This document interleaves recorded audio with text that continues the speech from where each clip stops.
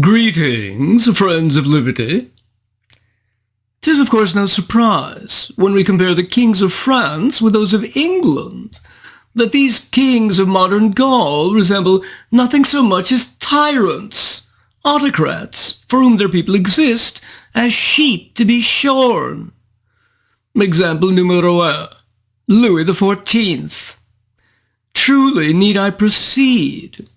If the Sunflower King didn't actually speak the words, "L'état c'est moi," then surely he believed them, just as his father Louis XIII did, when he proclaimed, "'Tis not I who speak, but my state."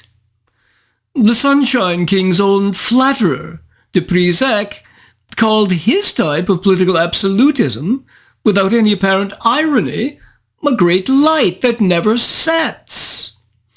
And so Louis, encouraged in his illusions of grandeur by such courtiers, also duly compared himself to the sun, which, by the brilliance that surrounds it, by the light it imparts to the other heavenly bodies that seem to pay it court, assuredly makes a most vivid and a most beautiful image for a great monarch. Sustained by these, his unchecked fantasies, he taxed his subjects, rich and poor alike, to conduct constant warfare, thereby impoverishing the realm. And despite on his deathbed itself admitting to his heir Louis XV that "I have often undertaken war too lightly, and have sustained it for vanity," nonetheless, the newly minted Louis did much the same, also waging war, while attempting in addition a dastardly program of spying in all the capitals of Europe. He too, in the end, although he began his reign called the well-beloved by his subjects, ended as the well-hated.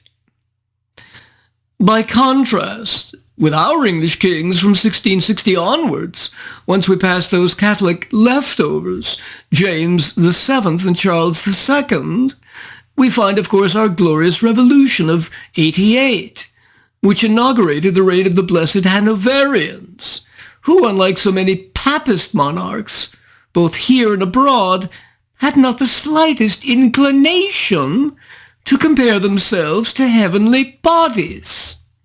No, they grasped that England is a land of parliaments, and even kings and queens must rule at their behest.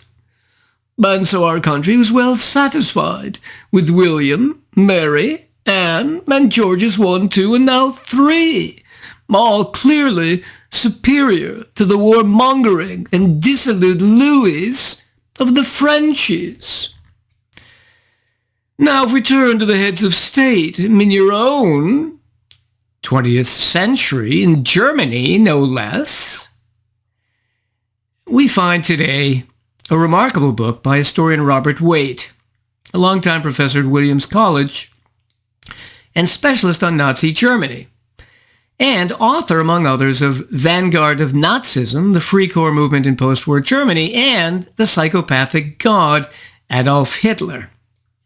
In today's book, Kaiser and Fuehrer, a comparative study of personality and politics, this penetrating psychohistory compares the life history, psychology, family and social relations, and political beliefs and actions of both German leaders in the hope of achieving a deeper understanding of these pivotal world figures.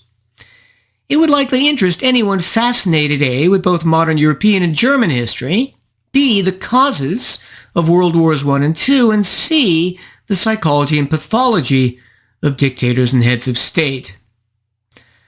Waite organizes the mountain of available information into 6 main areas. 1, an introductory profile of each. 2, their respective world views. 3 and 4, their actions in peace and wartime. 5, psychological dimensions. And 6, childhood experiences. Given the huge amount of material on tap here, let's select some choice morsels in each area for a closer examination. Number 1, introductory profiles. Wilhelm II, was the last Kaiser of the Hohenzollern dynasty, the rulers of Prussia.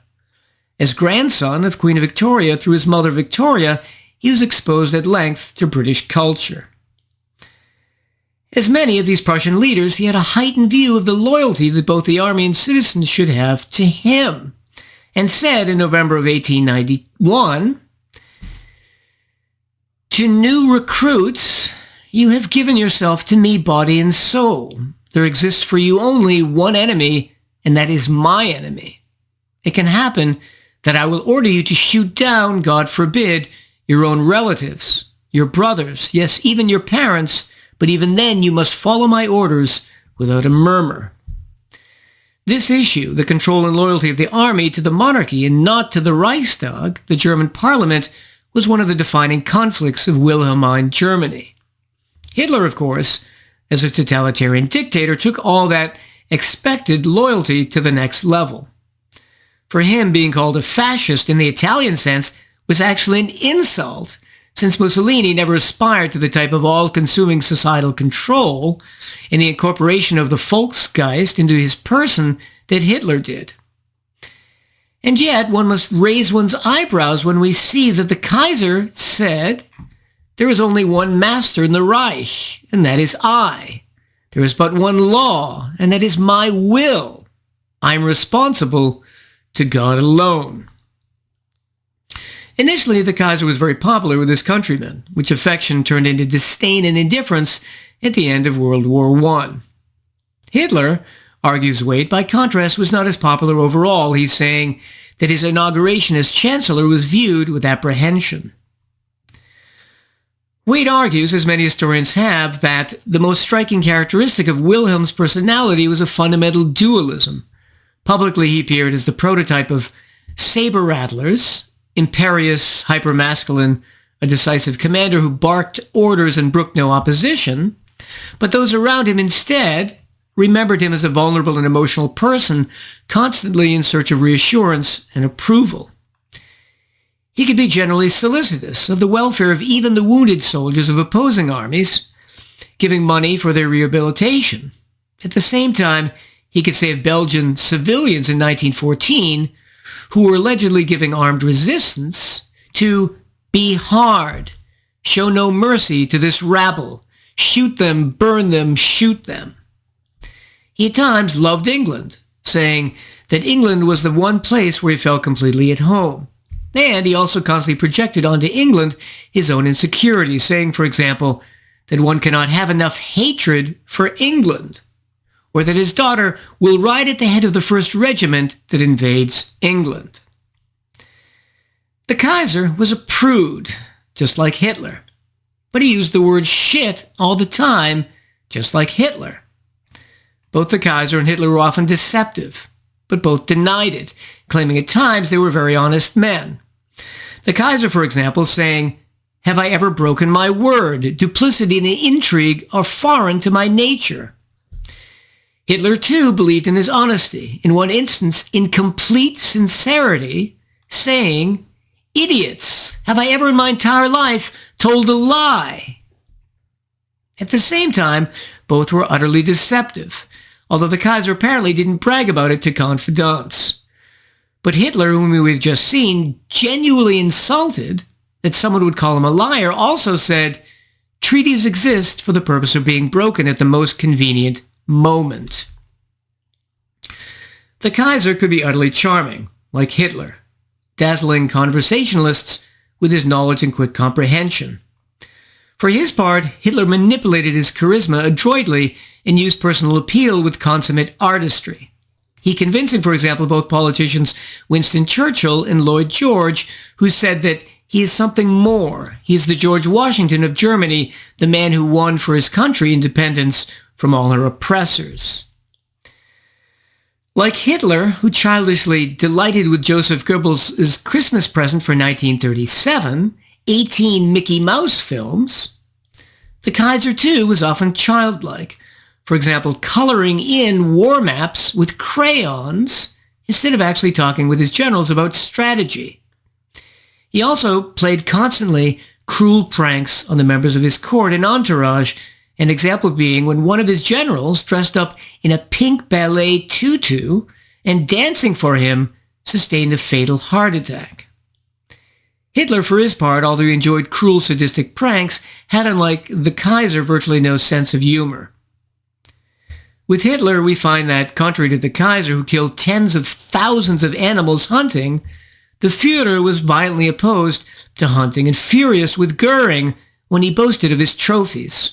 On one occasion, Hitler yelled at him, "If you call yourself a sportsman, why don't you face a wild animal in equal combat? If you were to stand and kill your boar with a spear, then I should be impressed."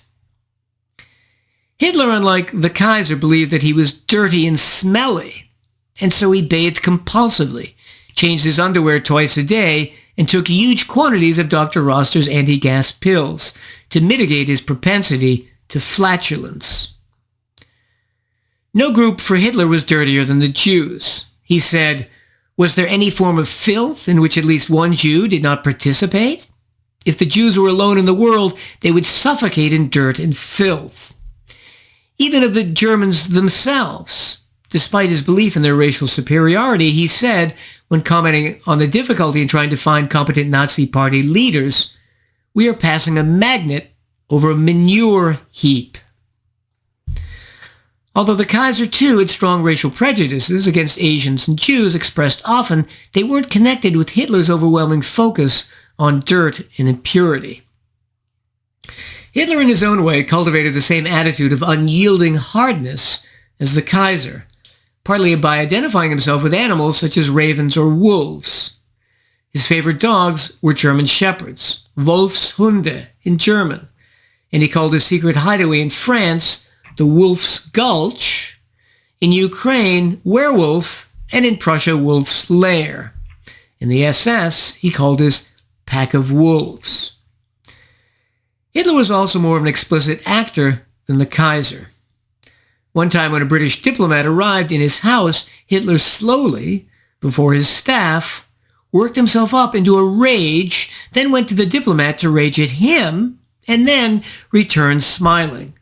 "Gentlemen," he said with a chuckle, "I need some tea. I think he thinks I'm furious." Interestingly, 6 of the 7 women who, we can be reasonably sure, had some sort of intimate relations with Adolf Hitler committed or seriously attempted to commit suicide. Having gotten a rudimentary psychological introduction to these two leaders, let's move now to Chapter 2, noting some aspects of their respective mental habits and worldviews. The Kaiser had a 5,000-book library, was in some respects highly knowledgeable, and his interest in naval affairs led him to extensive and disciplined studies of shipbuilding, engines, and armament. After long conversations with him, Admiral Philip Dumas of the British Navy commented in his diary on the 24th June 1906, "To tell the truth, he amazed me with his clear knowledge." Both leaders also styled and used their minds partly to impress others, they both possessing a retentive memory for details which allowed them to cram and then quote figures and stats as if these were just a small fraction of their overall knowledge. Hitler, for example, kept by his bedside a variety of statistical almanacs that supplied him with information that would impress his visitors. Hitler, of course, wrote Mein Kampf and later had the Jesuit editor murdered, perhaps because of what he had learned about Hitler's sexual practices. According to an indefatigable German literary scholar, the work contains over 164,000 errors in German grammar and syntax, but it nonetheless became one of the best-selling works of his time. Hitler had the ability to simplify complex subjects, not necessarily accurately, but enough to fashion effective political slogans and programs while at the same time creating the illusion that he was thereby achieving a higher wisdom. That was an enormous political asset. Hitler also differed from the Kaiser in that his mental abilities were primarily devoted not to mere social bedazzlement, but to realizing his lifelong ambition of attaining power over others. This really was, in his later years, his constant preoccupation. Regarding art, both Hitler and the Kaiser took a dim view of artists they didn't like, with the Kaiser calling them enemies of the state and in 1889 prohibiting German artists from exhibiting at the World's Fair in Paris, labeling the city the whorehouse of the world, and asserting that French-inspired art was ipso facto un-German. Hitler, too, when he learned the examples of expressionism and abstraction might be included in a new proposed art gallery, shouted that no degenerate art would desecrate his new gallery. Both the Kaiser and Hitler's favorite composer was, of course, Richard Wagner. Hitler's friends noticed that, when Adolf listened to Wagner's music, he was a changed man. His violence left him. He became quiet, yielding and tractable. He no longer felt lonely and outlawed and misjudged by society. He was intoxicated and bewitched. Hitler himself said, "Whoever wants to understand National Socialism must first know Richard Wagner. For me, Wagner is something godly, and his music is my religion. I go to his concerts as others go to church." In terms of painters, he liked Franz von Stuck, a sometimes dark and erotic painter. The Kaiser, as did Hitler, got much of his racist ideology from the English writer Euston Chamberlain in his book, The Foundations of the 19th Century. The Kaiser expressed his racism by saying, for example, "By nature, the Chinaman is a cowardly cur, tricky and double-faced," by calling the Japanese large apes, and by warning constantly of the danger of the yellow peril to Western countries. And yet, with regard to blacks in Germany's African colonies, the Kaiser said, "Keep constantly in mind that the people you will meet there, even if they have a different skin color, also possess the same heart and sense of honor as we do. Treat these people gently." In addition, he separated his racial from his political views, and anti-Semitism was not sponsored by the Kaiser's government. Indeed, when the influential pan-Germans urged him to institute a program that clearly discriminated against the Jews, the Kaiser flatly refused and called their program stupid, criminal, and childish. So an enormous political difference is that the Kaiser didn't enforce his racism with violence like Hitler did. Turning next to Chapter 3, their respective roles in peacetime. Worshipping and employing the pure use of violence was Hitler's essential political attributes. So we find him saying, "Whatever goal man has reached is due to his originality plus his brutality." Or, "Man is the most brutal creature on earth. He knows nothing but the extermination of his enemies." Hitler, of course, was so brutal as to assassinate hundreds of the SA, the Sturmabteilung, fellow fighters that had risen up with him from the very beginning of his movement. When Stalin heard of what Hitler had done, he said admiringly, "Some fellow, that Hitler, knows how to treat his political opponents." Regarding the Holocaust as an aspect of his brutality, Waite says, "Hitler was so preposterous when he spoke about race that he was never fully believed by his sensible critics. Yet he meant precisely what he said. In dozens of appallingly sincere statements, he promised the German people a new order based upon racial persecution and genocide." Waite argues that Hitler wanted to set up a religion and did. He says there was a very good reason why Nazi ceremonies reminded observers of religious worship. They were designed that way.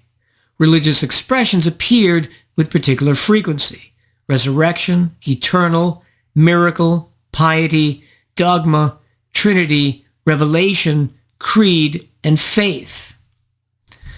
I would disagree with this conclusion and point out that, while Hitler certainly imbued many Germans with an ideology that had many psychological similarities to a religion, as all ideologies do, there was no significant use of the concept of the supernatural, without which a belief system cannot be called religious. The Kaiser, on the other hand, without much exaggeration, regarded building a big navy and drumming up support for it as his religion. Hiring the brilliant Admiral Tirpitz as head of the German Imperial Naval Office and campaigning in person to have branches of the Popular Naval League established throughout Germany. So great was the enthusiasm that in landlocked Bavaria alone, the League collected 273,000 signatures supporting the Navy. The The Kaiser sent out pamphlets, arranged for pro-Navy newspaper articles to be printed, and enlisted academics to tout the virtues of building ever more battleships. Waite concludes by saying, the naval program was a smashing success because it responded to emotional needs for prestige, power, glory, and grandeur that the Kaiser shared with his people. Next, Chapter 4. The Kaiser and Fuehrer as rulers in war. Let me touch here on one of the more important causal issues raised by this book. While most people understand that Hitler and the forces that brought him to power, whatever those might be, are responsible for starting World War II, most did not understand that the Kaiser and the entourage of military professionals, the generals and admirals surrounding him, are largely responsible in an immediate sense for having started World War I.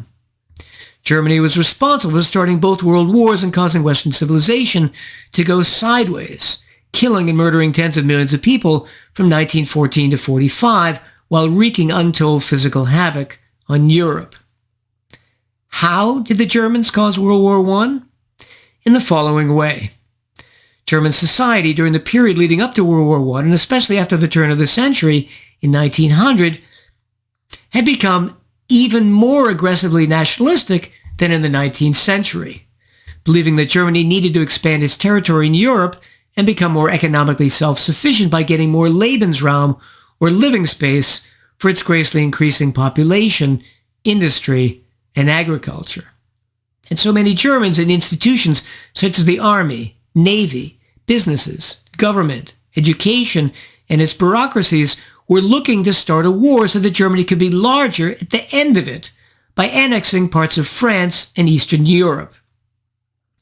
In addition, the military staff wanted to start a war sooner rather than later, given that the Russians were planning to add huge numbers of men to their armed forces in the coming years.